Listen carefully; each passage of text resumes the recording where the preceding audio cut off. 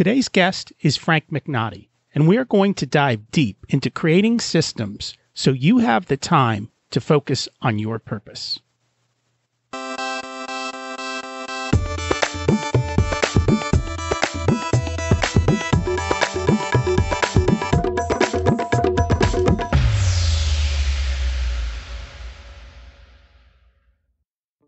Welcome to Richer Soul, Life Beyond Money. It's 2018, and we're going to shake some things up for the new year. First off, you can check the website for all the show notes. It's richersoul.com. One thing you will not find on the website is ads. I can't stand ads. I can't stand websites that are covered in them. The only thing I have on there that comes close to advertising are Amazon links for books that we talk about and I put in the show notes. They are affiliate links. If you buy a book, I think I make a quarter. And one of the reasons I put them there is not to make money, but I want to measure how many people take action, how many people hear about a great book and then actually go buy it and read it. And that's the fastest, easiest way for me to keep track of that. The best articles that I read this week, you can find on facebook.com/Richer Soul. That's where I tend to share those articles. If you are thinking about coaching and want to know what the experience is like, I encourage you to go back through the episodes. There are, I think, 7 episodes where we had people come on the show and you got a chance to see me coach them. Now, not everything is out in public in those episodes, but you get a pretty good example of what's going on and what a session looks like. And also, if you haven't checked out episodes 1 through 9, that's kind of where the foundation to Richer Soul is. As I look back now, I'm wondering if I should go back and redo those episodes and do a better job, because those were my first 9 and I was just getting started.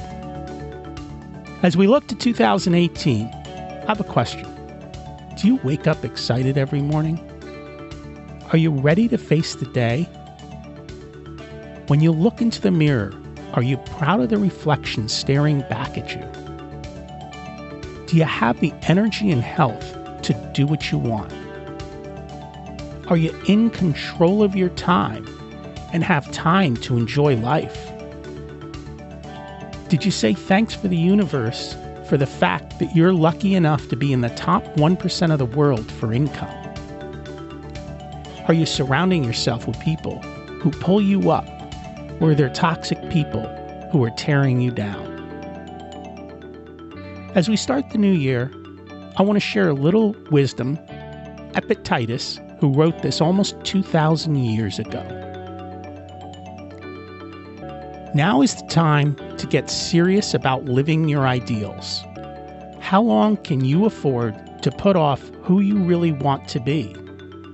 Your nobler self cannot wait any longer. Put your principles into practice now. Stop the excuses and procrastination. This is your life. You aren't a child anymore. The sooner you set yourself up to your spiritual program, the happier you will be. The longer you wait, the more vulnerable you are to mediocrity and feel filled with shame and regret. Because you know you are capable of better. From this instant on, vow to stop disappointing yourself. Separate yourself from the mob. Decide to be extraordinary and do what you need to do now. It's amazing how over 2,000 years, nothing really changes. So, what's one way to get started? I'm offering something new for 2018, and it's called a SWOT plan. Essentially, it's a pressure check of your life. And most businesses do this. SWOT stands for strengths, weaknesses, opportunities, and threats. And it's basically about pressure testing your life. So often we think we have it right, but we're not sure.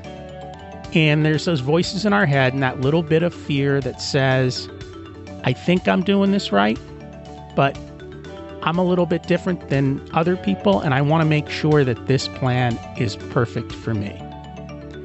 And so I can help you with that. if you go to richersoul.com/SWOT, SWOT, you can learn more about that program and how it can help you. As we begin 2018, one of the obstacles to hitting our goals is time. And today, we're going to go deep with Frank. He's a business coach at Amp Your Results. He helps online entrepreneurs who are looking to make an impact in their industries. He has a BE in engineering with a background in manufacturing, systems theory, product management, and behavioral psychology. He is my go-to expert for creating systems to save time. Let's meet Frank and learn from his expert insights. Welcome to Rich Your Soul, Frank. It's great to have you join us today. Thank you, Rocky. It's great to be here. So, we always try and start at the beginning. What was it like when you were growing up, and how much did your family and school teach you about money? My school, not so much, but my parents, they were very good with teaching me about money in the way that if I ever wanted something, as I got much older, if I wanted something outside of necessity, outside of clothes and food, of course, I had to earn the money. At first, so to give you a little bit of background, my father had, founded an energy efficiency company and was doing pretty well. So he had a lot of a business mentality. So I guess if you were to think of how I got educated by my parents, it was more of the 4 quadrants. I was taught how to get a job first, and they would give me chores and such, but my parents paid very poor wages compared to what I would see now. I'd be in charge of dusting upstairs, cleaning upstairs, making sure it's spotless. And then afterwards, I would get $8 by the end of the week if I did it every day. After a while, I realized, I can make a lot more money if I go out on my own and do stuff on my own. and I wound up getting just another job. But then they wound up making sure that I was involved in events like in the Scouts. I had to go around and sell Christmas trees during Christmas season in our town. That gave me some good insight as to how to sell in general. Even though it was once a year or so around Christmas time, it was both Christmas trees for my school and then Christmas wreaths for my scouting.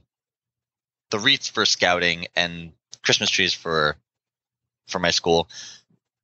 That experience taught me, first of all, how to fail a lot, because a lot of people during Christmas season, they're like, we got our own place to go. We have our own nursery we go to and pick a tree. But then over the course of a couple of years, I was able to convert them and get them to come to Summit, New Jersey and pick up their tree.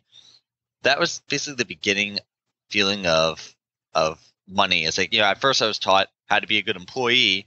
Then over time, they got me involved more into activities that would later give me more of an entrepreneurial mindset around it, how I can produce my own wealth.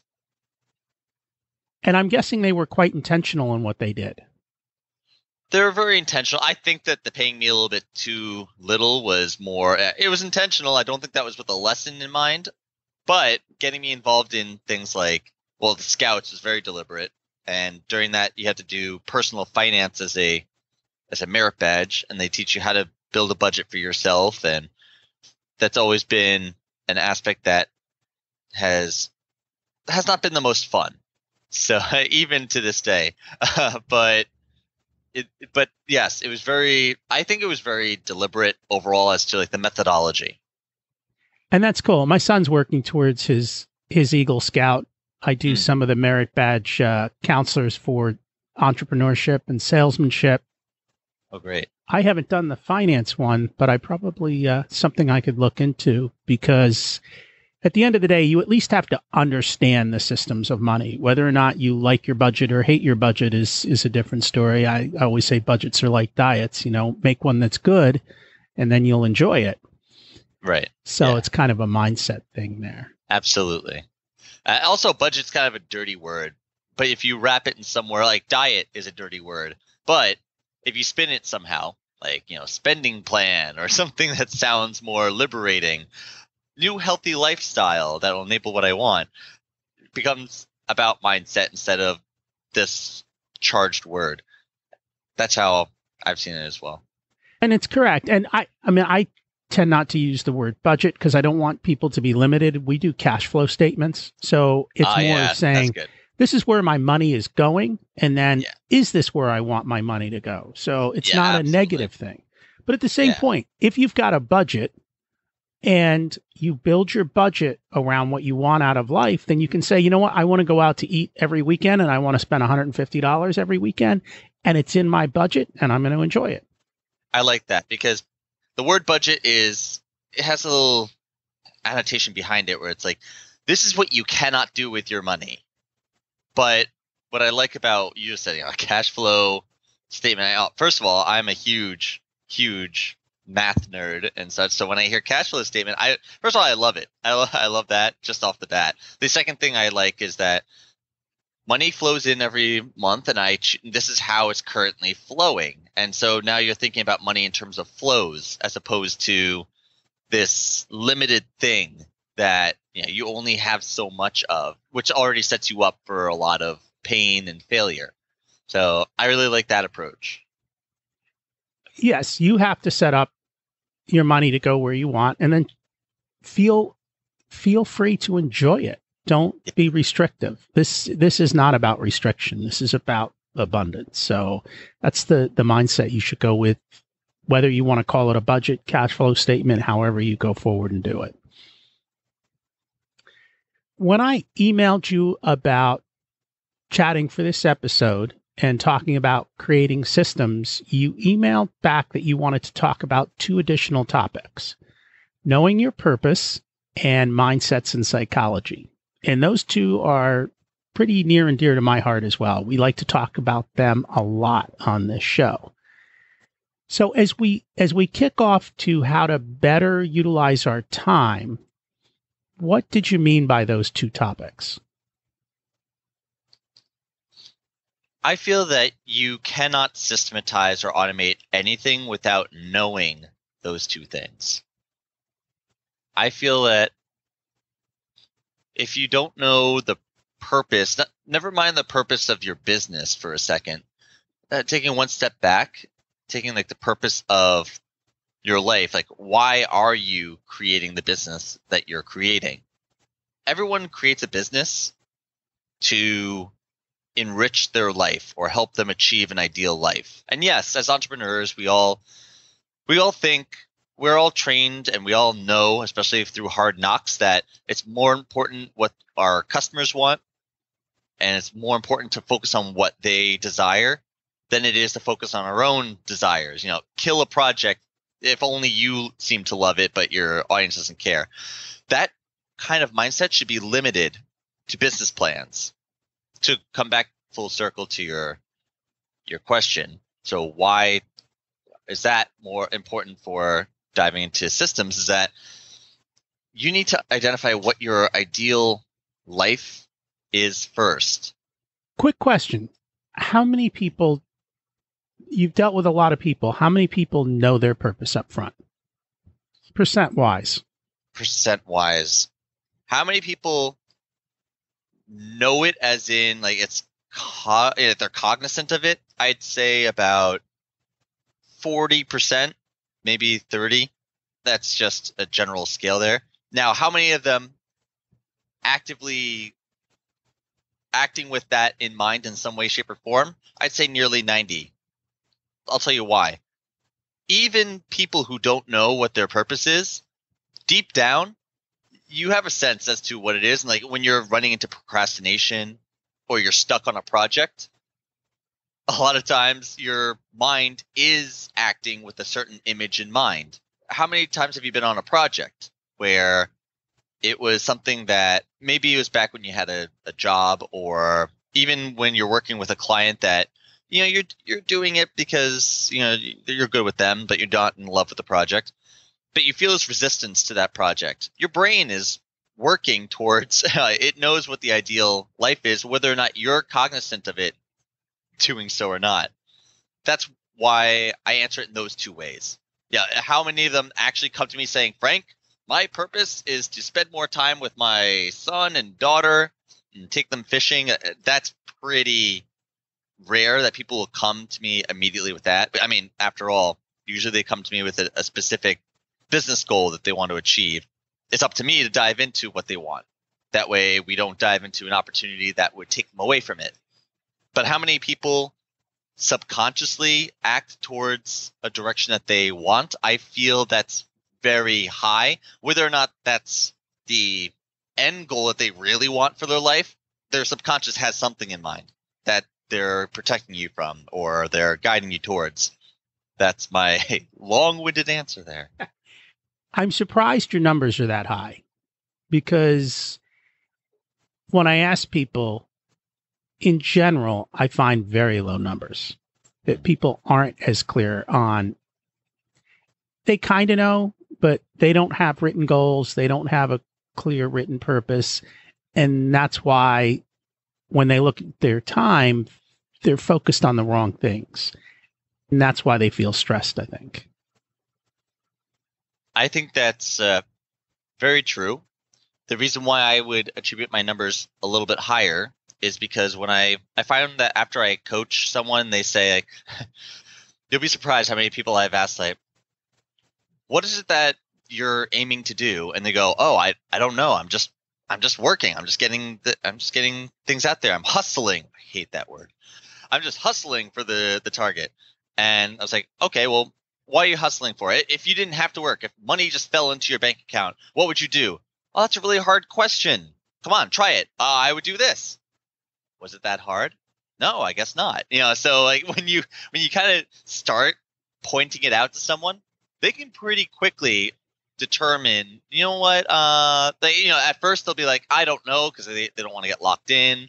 But then when you kind of enable the conversation, like, well, it'd be great to have a dog, and it'd be great to have a boat or 6. At least then you start getting into, what is it that excites them?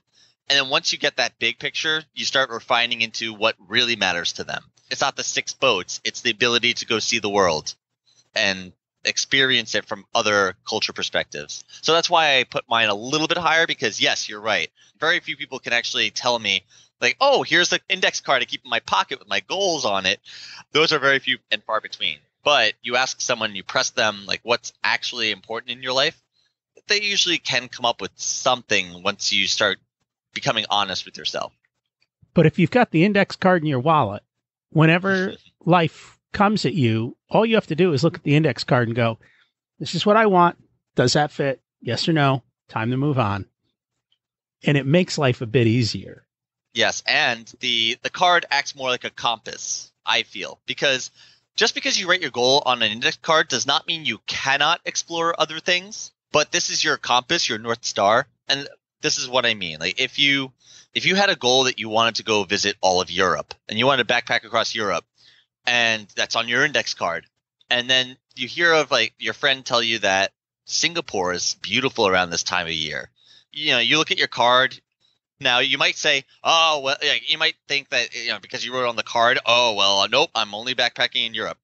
But in actuality, it's guiding you where, you know what, it allows you to take these detours mindfully. And then once you're done with Singapore, you go, okay, I'm going back to Europe. I feel like a lot of people are afraid to write down their goals because they're afraid it will lock them down.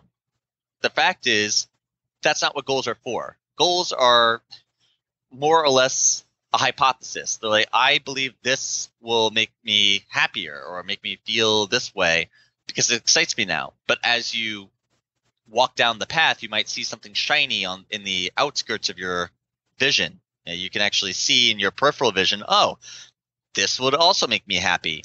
As long as you're using that card to guide your thinking, it's okay to indulge in a little bit of distraction. I think that where the card comes in handy is that you go to Singapore, you don't end up going, oh, okay, Singapore, let me fly back to here and here and here and here.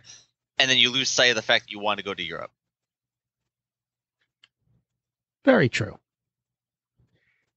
So I think we've talked well about purpose, and you also mentioned mindsets and psychology. So Yes. let's dive into that a little further. What did you mean by that? A lot of what we just talked about just now is a mindset around goals. So most people, again, when you write down a goal, they'll think, once I write down this goal, that's it. It's in stone. And so a lot of people actually don't even take the first step because they're afraid of that part. But the mindset around your goal should be that this is a guiding compass. For instance, when you're trying to find the 80-20 to a lot of your work, your mindset should be around, well, if you look at some of the best, the 7-8 figure online entrepreneurs out there, people like Noah Kagan, Selena Soo, Ramit Sethi, a lot of them have one thing in common. I write about this in my guide to ultimate productivity for online entrepreneurs, where there's 4 key mindsets, 4 key rules that they follow in order to get the results that they do. And these mindsets are not often taught. So why are mindsets in psychology important? Because it's very easy to say, okay, follow the 80-20 rule, or keep testing things, keep throwing spaghetti against the wall and see what sticks. But we're not robots. We're humans. And the problem is that when you fail about 3 or 4 or 5 times, if you look at it very logically, you can just say, okay, that's just 5 ways not to get this goal. I'm going to just move on. But what really happens when you fail at a goal and you don't actually do something about it? You don't actually do what Guy says, and I'm forgetting his last name right now, but his name escapes me. But his TEDx talk about emotional hygiene. If you don't do something to kind of repair your self-esteem after each failure is good, but just singing a mantra to you of failure is good, that's not going to help not derail you. It's not going to prevent you from getting derailed. You need to focus on your psychology, how your mind works, how you like to work, because you can't ignore the fact that your mind wants to work a certain way. Your mind is always on your side, even when you're procrastinating. Even when you're burnt out, your mind's always on your side, and it's important to understand your own psychology and how you like to work and how you like to think in order to identify that 20%, that vital few for you. And you said there were 4 key rules that these guys follow that nobody really talks about. That's right. What were the 4 key rules? All right. I call them the 7-figure directives because a quick story. I wrote this 80-page guide on productivity because I saw what these high performers were doing and what is written in a lot of productivity books, and they did not match. And so these 4 directives identify 4 key mindsets that high performers have that I would say standard performers, people who are working hard, but they're not getting the same impact as these people, what they do on a regular basis. So, all right, directive number 1, high performers identify their highest leverage opportunity first, what I call an HLO, and then they use that as a lens for what to work on and what to ignore.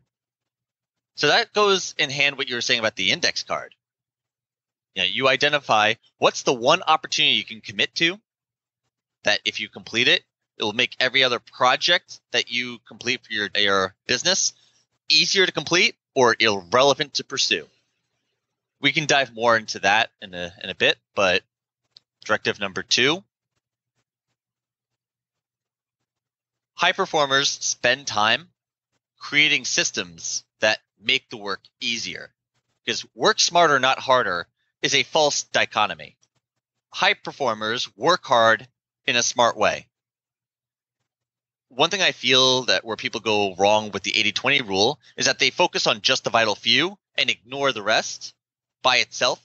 But what I find ends up happening is that if they're keeping their eyes on the, looking up in the skies, looking out for the giants, they get eaten by the ants. A lot of the entrepreneurs will find themselves after, let's say, a month or two trying to follow this system.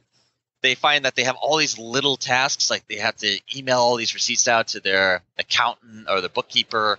They have to send out invoices, and that's not part of their vital few things, but they have to do this. And in the end, it becomes a bunch of these little fires that take place, and that ends up taking away from your 20%.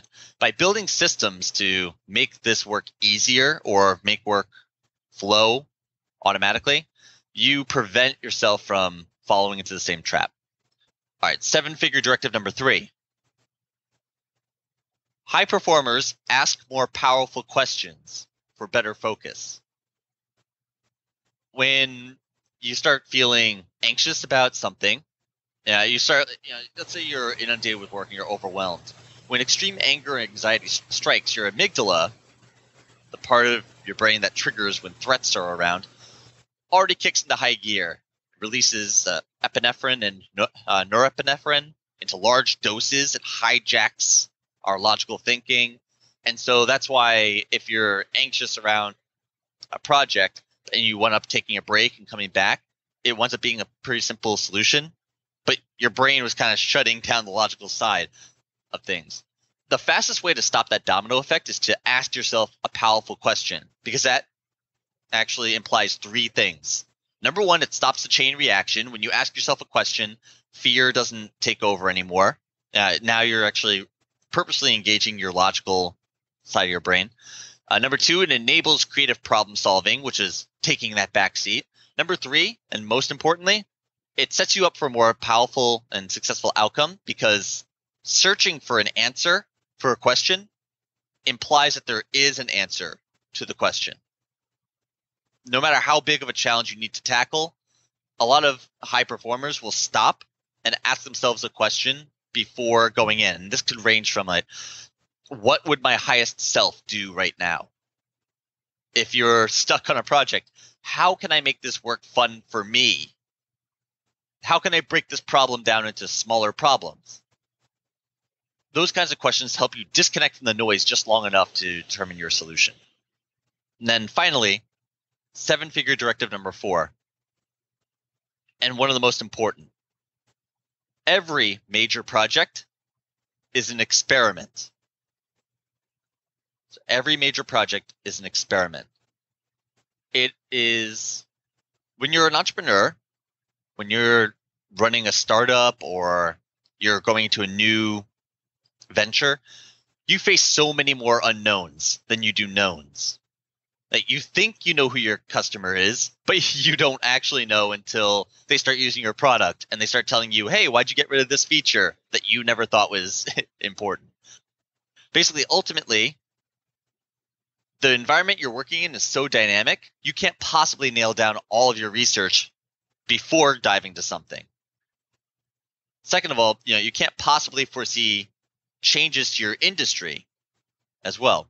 So ultimately, every project they roll out is an experiment that's geared to help them learn something new about their audience, their market, or their industry. The most valuable metric in this case is measurable learning. Yeah, they do projects to make money or to gain traffic or gain subscribers, but that's not their real goal. I mean, those are metrics that let you know that your experiment is working. If you're making more money, you know that you made a pretty good assumption somewhere. But they care more about measurable learning. And they're trying to identify answers to questions like, do my potential customers recognize this problem I'm trying to solve? Would they buy this solution from me or us? And can I build a solution for this problem? If there were a solution, do they care enough to actually pay for something that would solve it? And those are things that you need to quickly test as fast as possible. And that's why being in a super niche market is important. I'm only going to focus on this market so I can test if this market likes this offering, and then I can expand out from there. That's also why you never build a full-on product at first and then just let it fly. You're almost set up for a very expensive failure there. You want to test a small Mevo, minimally economically viable offering. So you want to give like a really small product as quickly as possible, get some feedback, and then take what you learn and build on top of that. So those are the 4 directives with a little bit of explanation for each one that high performers follow that most average performers do not. Thank you for sharing that. And I think even if you're not in an online business, you can still adapt those same thought processes and that same process to whatever it is you're doing. The same principles apply to pretty much everything in life, I think. Yes, absolutely. Let's dig into this Pareto principle a little bit more. We talk about how 20% delivers 80% of the results. And I like to say, if you do the next 20%, you've got 40% delivering 96% of the result. And you still have 60% of your time to be able to focus on living life, doing the bigger things that you want to. Now, you still have to make sure you don't let that little 4%, and I think you started alluding to it, the little 4% of those little routine things, you can't let them bring down the entire thing because you didn't make sure that everything was done. Right. What advice do you have for people as to how do I figure out what is the 20% that delivers 80%? So I have a few of my favorite questions that I like to ask myself. So whenever I do an 80-20 analysis, I always write it down. Let's just cover that first. Because how many times have you ever thought about a problem and you keep thinking about the problem almost cyclically because it's up in your head? Man, this client is being rough. Oh, this client's a rough guy. Oh, he's such a pain. Oh, and it's just cyclical cycling, thinking. It doesn't get you anywhere. So I always write it down. So I start by writing a question at the top. This is one of my favorite questions I've learned from following Tim Ferriss. And so ask yourself, right at the top of the page, what's the one thing I can do that, if done, will make everything else easier or irrelevant? The reason why I like this question so much is for a few reasons. Number one, you imply what's the one thing. There's one thing that if you work on it, it's the one domino that'll knock down the other dominoes. That if done, meaning it's within your realm of possibility. So one thing that could make everything easier is you instantly hire a whole team tomorrow and they all take care of it. But that's not within the realm of possibility. So adding that if done is like it's within your capability will make everything else easier or irrelevant. It makes it so that this win that you do now is going to knock down everything else and make everything else fall into place in the future. And every time you ask this question, it's going to be different. So when you say, what's the one thing I can do? To your point, you're saying you identify the 20% and then you identify the next 20%. So when you identify the one thing and you write that down, be like, okay, after this is done, what's the one thing I can do that, if done, will make everything else easier or irrelevant? And over time, you're going to be getting your entire Pareto principle. And what's really great about this is that it's very actionable. When you identify that one thing, you can immediately start breaking it down, strategizing, and then just start taking some action on it. I have 3 other questions that I like to ask to get 80-20, because other than, that's talking about business, but let's talk about using the 80-20 rule in a little bit of unusual ways, rather than first trying to figure out what are the small things that, just think about the whole principle by itself. There, in general, in life, there always are a subset of things that will give you substantially more payback than others. It's almost never actually, it's almost never 50-50 in nature. It's almost always some form of 80-20, maybe different ratios, but that's the case. So 3 questions. If you're stuck on a problem, then you can ask, who are the top 3 people I know who are good at this? What do they do differently? So you know that these top 3 people are great at this problem that you're trying to tackle. So you know these 3 people are doing something that most people are not. And so you're kind of figuring it out from the other perspective. Like, okay, I see the 80% of results. So what's the 20% of things that they do differently? Then other times are look at yourself. Think of all the times you succeeded at blank, whatever blank is. You know, let's say you're a client proposal, or you issued a client proposal and you're hoping to hear back, or you put in a bid, and think of all the times you succeeded at putting in a proposal. All the times. What did they have in common? What did you do in common? Again, this is looking at, okay, I know what the 80% of results were. What were the 20% of things that gave me those results? And finally, what few things bring me the most blank? And this one I suggest, what few things bring me the most happiness? Focus on, like, I like using the 80-20 rule, not just for business, but also for life, and figuring out what brings me the most joy in my life, because I want to build my business around that. So that's how I begin to figure out what the vital few are that produce the great results. Now, once you figure this out, some of these things are systematizable. Some of them may not be. How do I know what I should systematize? You should seek to systematize anything that gets in the way of your learning, or anything that lies outside your highest leverage opportunity. Now, I need to be very careful when I say that. So it can be very tempting that if you run into some, I'll tell you in a story as opposed to, outlining, because I think this will make it much clearer. So I share in my guide to ultimate productivity about someone who I had the chance to chat with, Selena Sue. She's awesome. She's the founder of S2 Group, and she's a business and publicity strategist. She's, in the course of a few years, she's released Get Known, Get Clients, Influence, lots of big informational products on how to maximize your impact in your online business, or any business for that matter, using publicity. And she has connections with Business Insider and all these people. So she gets a lot of work done. She's just recently, this year, got up to 7 figures in her business annually.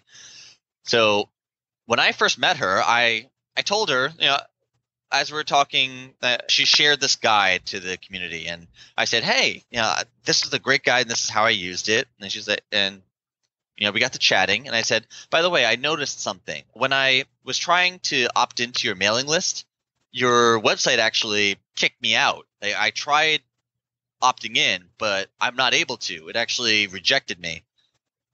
And so if you want, I know some services that can automatically fix this for you. You just give them the website and such. And she's listening, and she's like, oh, wow, okay, all right.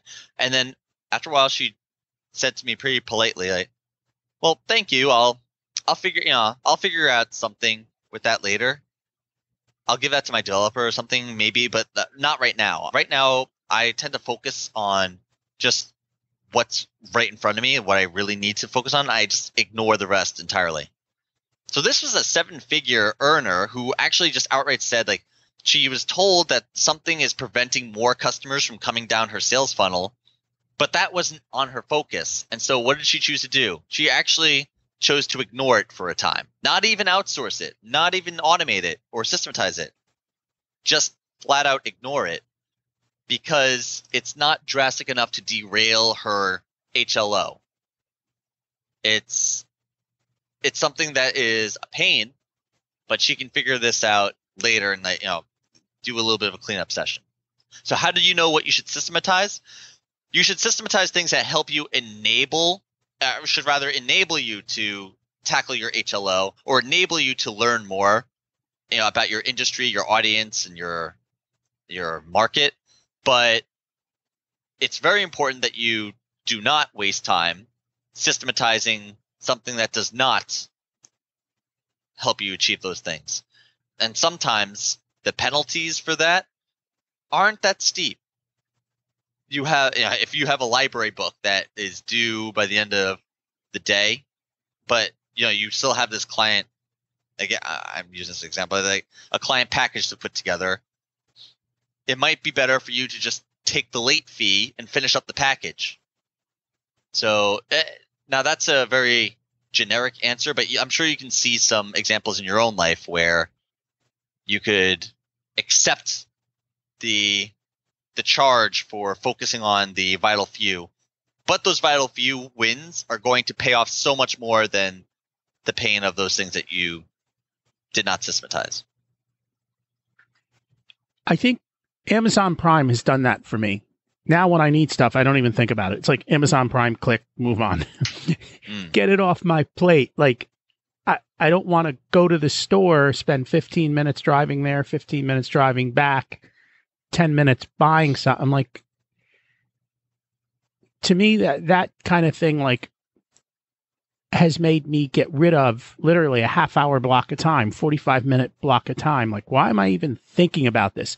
And even if I buy the item and don't want it, it doesn't even matter, because that entire travel conversation thought process just went away by clicking a button. And it's kind of like it just got rid of the problem, so to speak. So, yeah, I think you do have to value the time and the amount of return that you're going to get for that time, and how much effort you're going to put into that particular decision that you need to make. And it sounds like that's what Selena did, and that's what you're trying to help people do.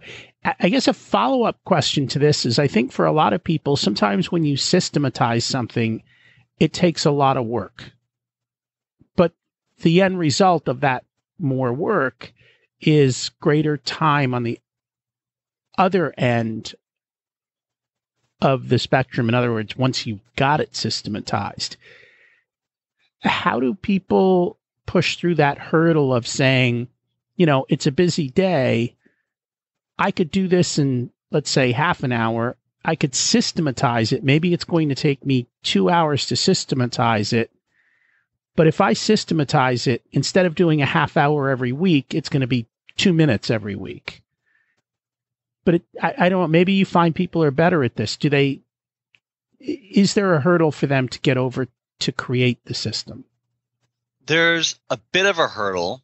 So one of my favorite comics, XKCD, they did a comic on this, where how long do you take to automate something?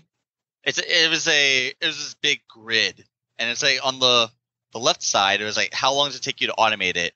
And on the top, it's like how much time this task would normally take you. And then in the grid, it'll tell you how much time you actually saved during the year to show if it was worth it or not. Rather than go that in depth, what I typically do is, if I know that this task is going to get me closer to Drive My Vision, my HLO, or it helps me learn better from any one of my experiments, then it doesn't matter how much time it saves me in the long run. I systematize it or automate it. So when I don't even think about the ROI in terms of this hour for this hour, I think of, here's the opportunity I want to get. Let me just crank this. And so I plan it into my day. So I time block. And so I just take a big chunk of time where I will I put in these systems, and I'll usually do them. It'll be once a week or in the morning or something like that. But the time or when you do it, that doesn't matter. The important thing is you will set time if you know it's going to bring you closer to those to your key goals. Now, what do I do to combat it if somebody did come to me and say, well, it's too much work, this will take me 2 hours, I could have done it in 10 minutes. I get that all the time when I show people how to automate a trigger to send an email to your VA. So I tell them, like, well, think about it. You're not paying to save time at this case. You're paying that you're paying that time to make this system to save cognition. You never have to worry about this sort of task ever again. It'll naturally happen.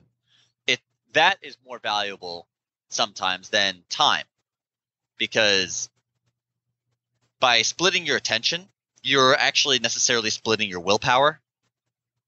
And by systematizing it, you're actually conserving willpower. Yeah, it would have taken you less time to call Macy's and get the refund for you, but if you find that you always are doing online shopping and you like doing you like buying 3 things off the rack to see if to make sure you don't have to keep on going back and forth, and so you always have to return stuff, by systematizing that as an example, you never have to worry about that ever again when you're buying clothes. You just go, I just choose 3, I try them on, then I trigger this automation, and my system immediately takes care of this thing for me. So that's how I pitch it to them. Say, this is not about investing time to save time, although it certainly does. The real win is investing time to save your willpower and save your own cognition. So you can dedicate that energy and decision-making power to something that really needs it, something that will drive your HLO forward. So you mentioned that there was an uncommon mindset you need to take on when deciding what to systematize and automate. Is that what you were referring to here, or is that something different? No, that is exactly what I was referring to. It was, I think one of the things where people go wrong too is to tie to it. The uncommon mindset was that you should automate and systematize around maximizing either. So I've mentioned just moving towards your HLO, or the uncommon mindset is that you should never automate something that involves you learning more about your market or industry. So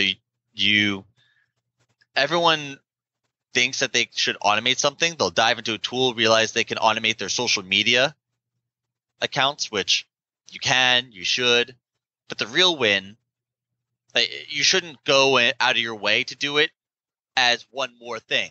I know a lot of people who will go into, okay, well, because I can automatically post to Facebook, I'm going to create a Facebook page. But does that Facebook page really help you make more money? Does that really get you more revenue? You can argue and justify yourself, well, I'll get more traffic. No, you won't. Your market is unlikely to be on that Facebook page unless you dedicate a lot of more time driving qualified traffic, paying for paid traffic to come to that page to get to you. You'd need a lot more time in there to make that much of a difference. So in this case, my point is, well, I wanted to dive a little further into what I said, where you should never automate something that involves learning about your market or industry. You and I were just at Forefront this year. Forefront is a business conference for, it's a combination. It's a lot of different industries and such. I guess the best way to put it is it's a self-development conference of the highest caliber. You get really awesome people there. It was great chatting with everyone. One keynote attendee had a question for the host, Ramit Sethi, and asked. Basically, it came down to she wanted to figure out ways to kind of grow her business from where it was. It was already successful, and she wanted to learn more about opening up a bodega, and she had no clue how to get started. So people suggested, well, why don't you go online and research? There's these subreddits of people who open up these stores and they talk about how to do it. And there's all these different forums and such. And she's like, you see her nodding along, and Ramit asks her, "So, are you going to do that?" And she goes, "Well, my assistant's going to do that. I'm sure as heck not going through all that." And everyone laughed to that, but Ramit actually did not laugh, because he said, remember that as the CEO, as the founder of your company, research is never beneath you. Customer service is never beneath you. Managing your team is never beneath you. There are certain actions that, no matter how big you grow, are never beneath you. And it's not these exact point. The reason why he makes these points is because it involves learning about your market or your industry that you want to dive into. You really should be at the forefront of that. Absolutely. And I've heard stories about Sam Walton, who created Walmart. And from what I read in his book, he actually spent more time in his competitors' stores than in his stores. And literally, he would go in and he'd measure aisles to see how wide his competitors were doing. He was always talking to his competitors because his simple attitude was, they probably know something I don't know. What can I learn from them? And he spent all his time doing that. And he ended up with the largest chain in America. Whether you like them today or not is a different story. But you got to agree with the man's approach, though. So I like that. His approach and what he built is probably very different what the store is today. But clearly, he took that to heart, and he went out and he researched and watched how everyone else did it, and it was never beneath him.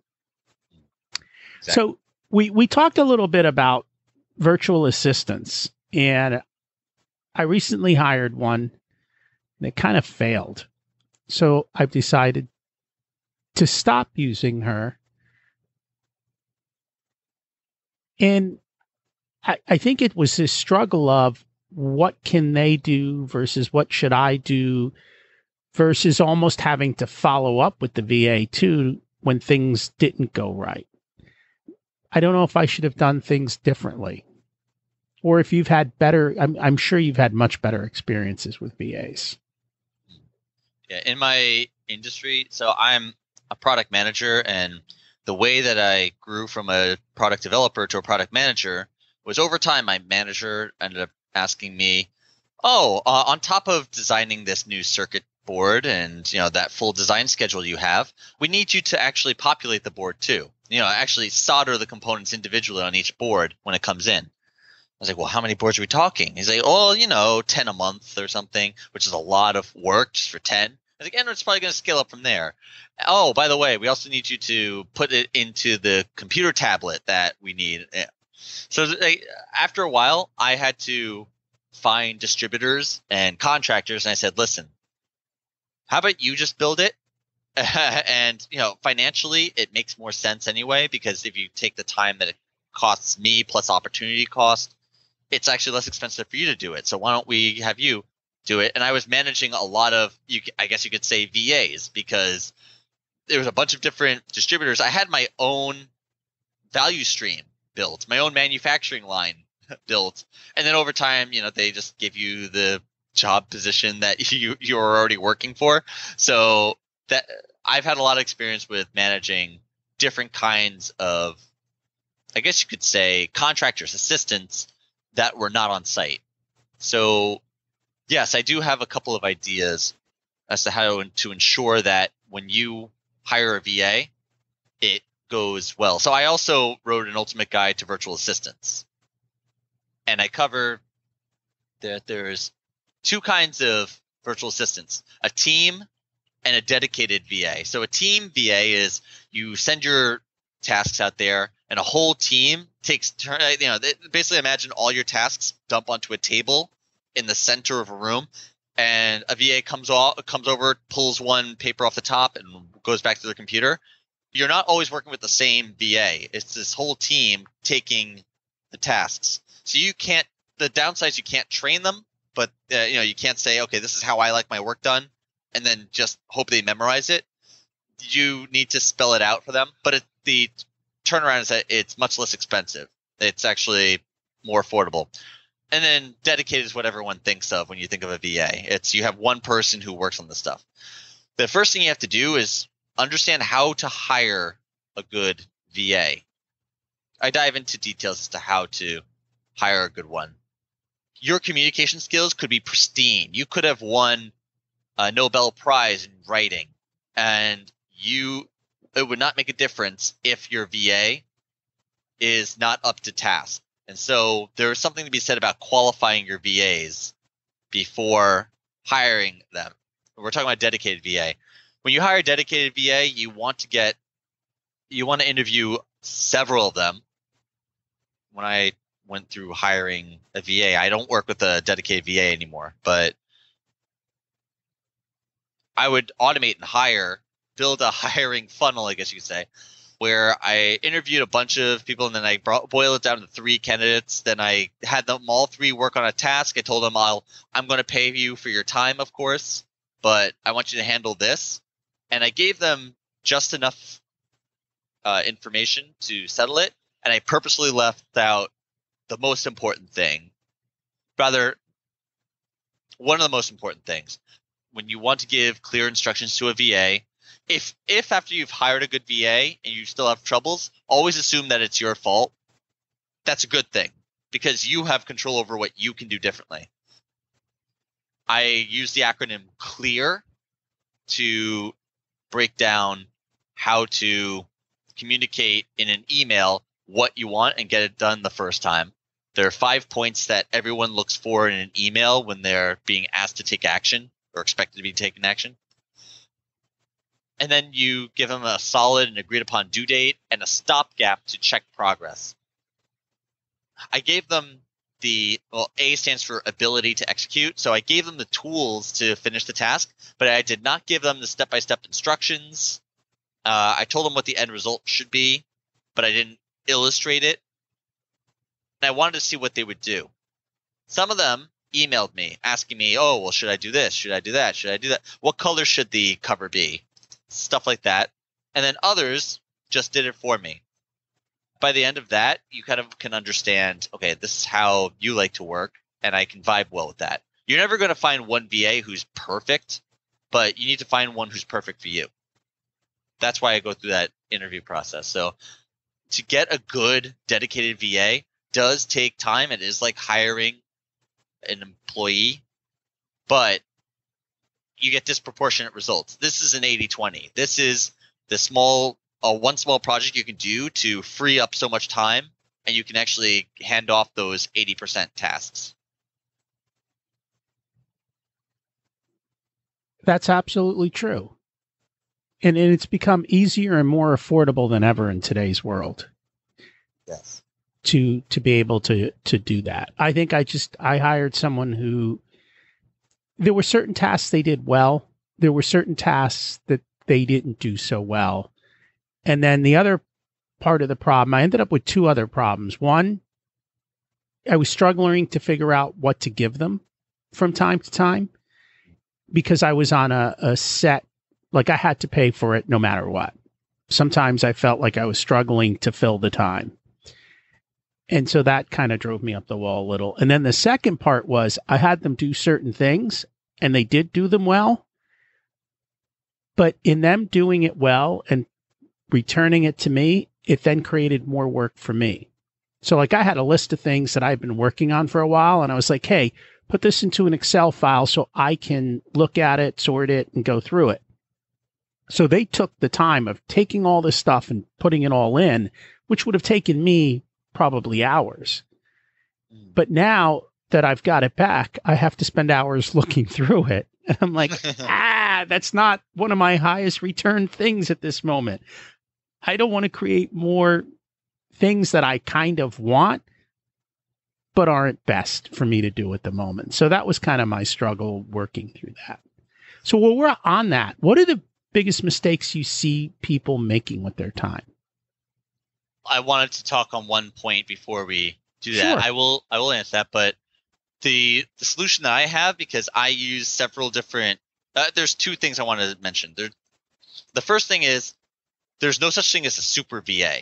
And I know a lot of entrepreneurs try using it. I don't know if that's you, but I just want to make this clear for anyone else who's interested in getting a VA. There's no such thing as one VA who can manage your calendar and your WordPress template and your laundry. There's not one VA that can actually, that was a bad example there, anything that's highly technical. So you can't have them do your taxes and do your website maintenance and customer support. You need to think of your VAs in terms of departments, that you're hiring a VA for different technical departments. Now, the closest to a super VA is a general VA, one who can do stuff like what you said, that spreadsheet, etc. Sorting things out in a spreadsheet, managing your email. Those are things that you don't need specialized training on. So that's one thing. The second thing about worrying that you're not handing them enough. That's why what I do is I personally automate tasks. I work with a service that manages my WordPress. They're called RipplePop, and you work with them through a Trello board.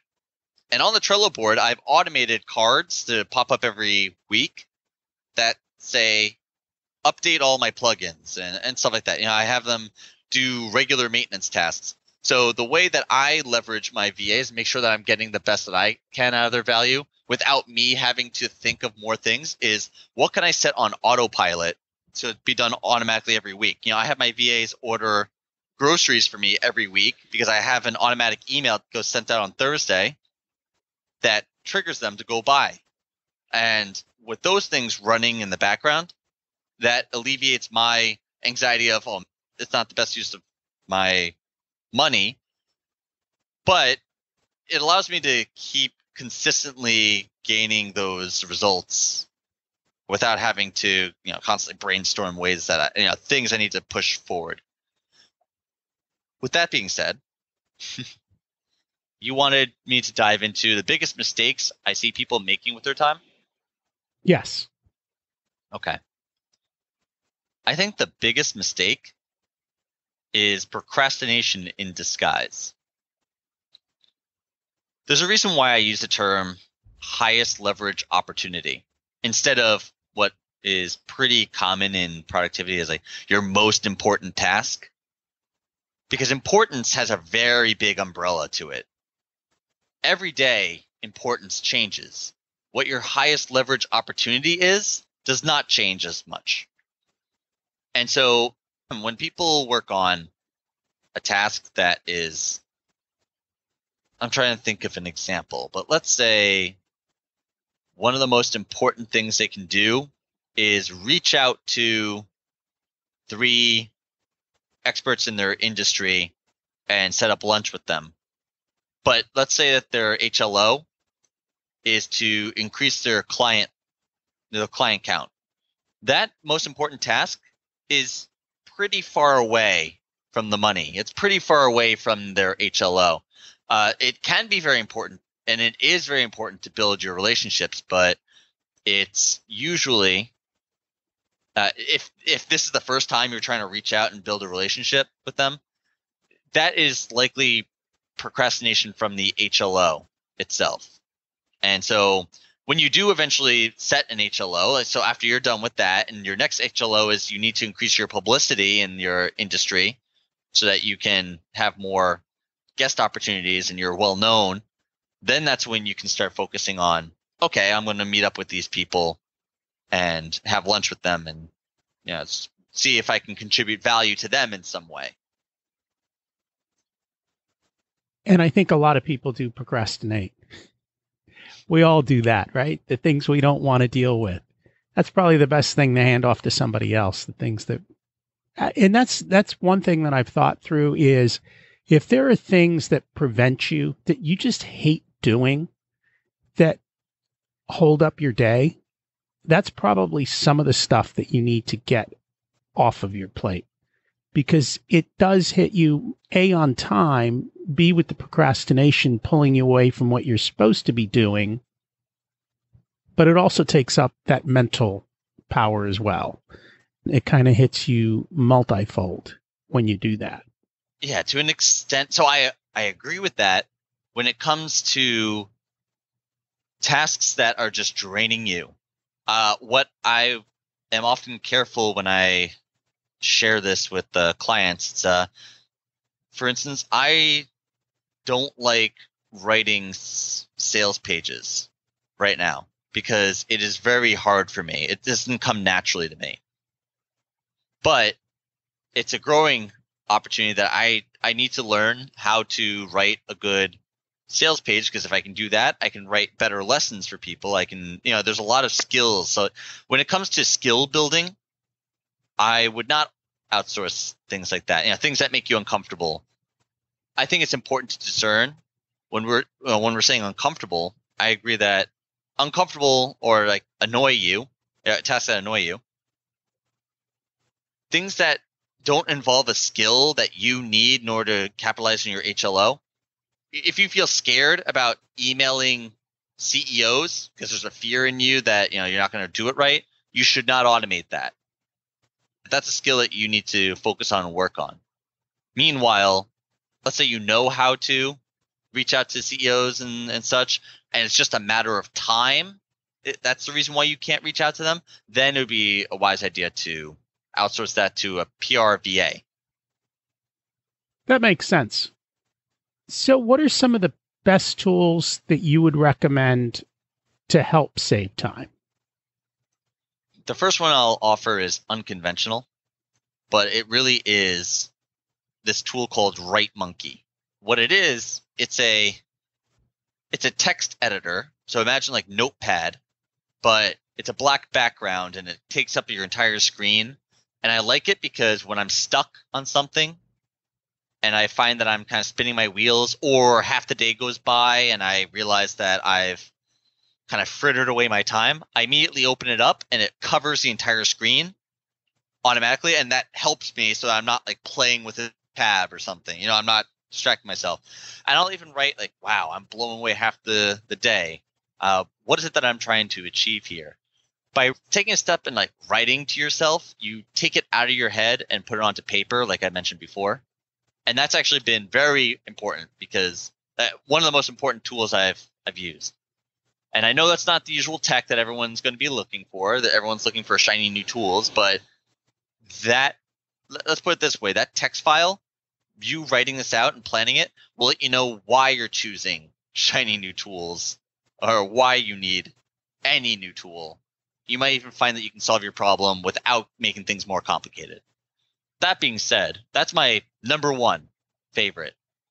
If I'm to go into automation, the two big ones are IFTTT and Zapier. So IFTTT stands for if this, then that. And it's a free service that ties two online services together. And it's my default automation tool. I mainly use it to trigger emails to my assistants. So I kind of use IFTTT and Zapier in very unconventional ways. IFTTT is normally meant for like if you change your Twitter profile picture, it'll automatically update your Facebook profile picture. If you post a picture on Instagram, it'll automatically load it into Facebook. Those are typical uses, but they're not really helpful for entrepreneurs. What is helpful is when you take regular triggers, like if you get an email with the word podcast in it, have your VA do some research on this podcast for you. That's an example of something that if your usual venue is podcast, then that would help you to achieve that HLO. That's how I typically use IFTTT and Zapier as well, because Zapier allows you to connect to more services than IFTTT, but Zapier you have to pay for after a certain number of tasks. I have no problem paying for it, but some people may, so that's why I offer the two of them. Are there any more that are useful or? Yes, I would say the most useful ones, Fiverr and Elance for hiring small jobs. I don't suggest those places for a permanent VA, but those are good. And you have your usual Dropbox, Evernote, and Google Drive. And I think, let's see, is there anything that I would suggest? I think that's about it when it comes to best tools to save time. There are some other things that I would suggest, like SaneBox for your email. I have a whole vault of different automation tools. But again, I can list them, but whether or not you'll get any mileage has to do with what your particular HLO is.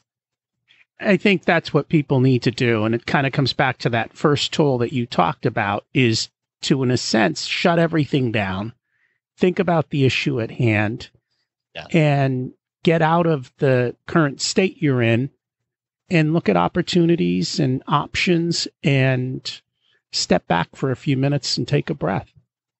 Yes. that kind of helps to allow you to focus on the problem at hand and do something about it.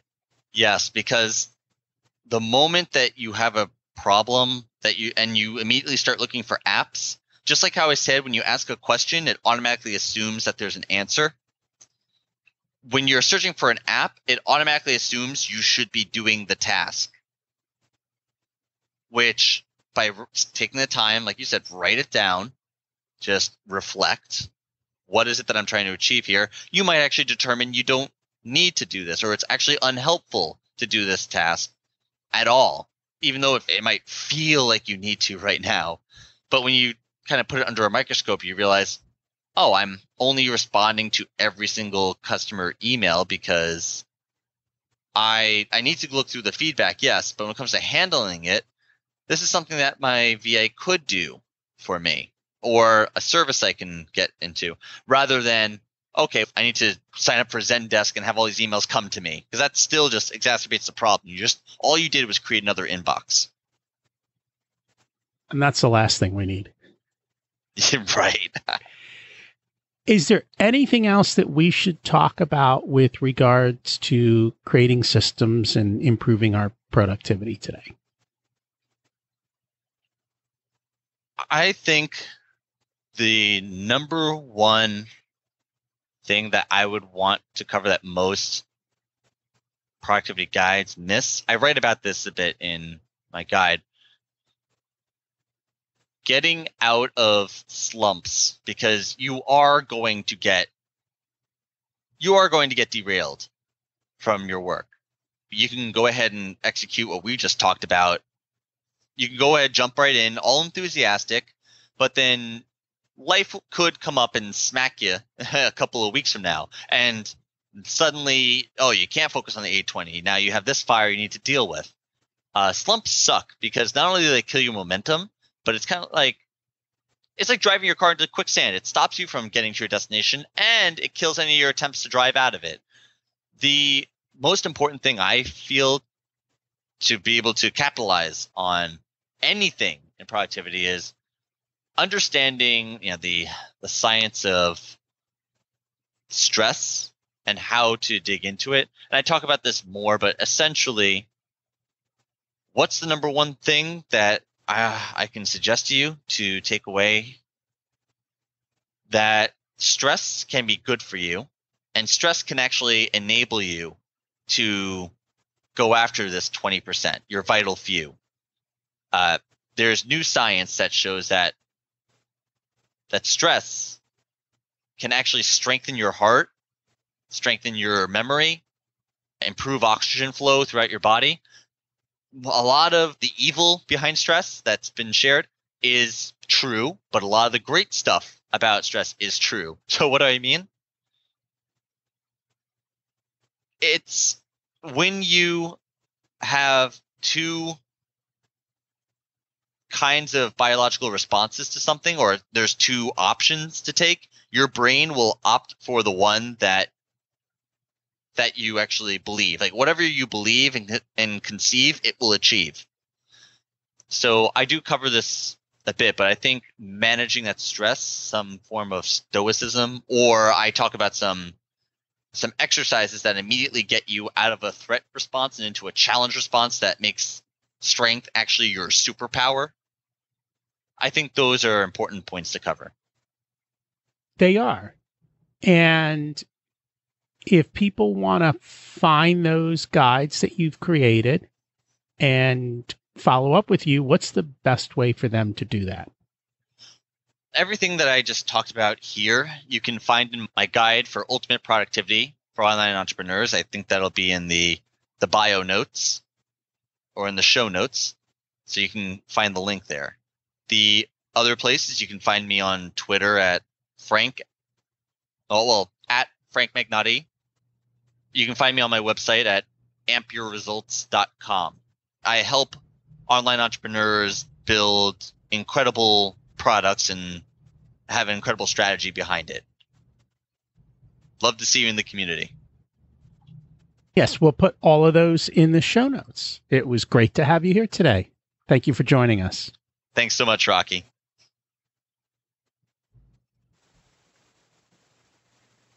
I encourage you to check out Frank's site, ampyourresults.com, and the 2 ultimate guides he has. All the show notes and links can be found at richersoul.com. Clearly, where you focus your attention is where you get results. Focusing on the 20% that provides the 80% will help you to create the time so you can live life the way you choose. I love implementing systems so I have time to enjoy with my family and do the things that I love to do. If you want to learn more about the SWAT plan, check out richersoul.com/SWAT. Is there someone you know who could benefit from what we talked about today? Please share the podcast as it helps you build social capital and create better relationships, along with starting bigger conversations. It's an easy way to say thank you to me. So your call to action for the week: start tracking your time and activities for the week, see what's providing you value, and start getting things off your plate that are not helping you move forward. Thanks for listening. You can always get me at rocky@richersoul.com. Have an abundant week.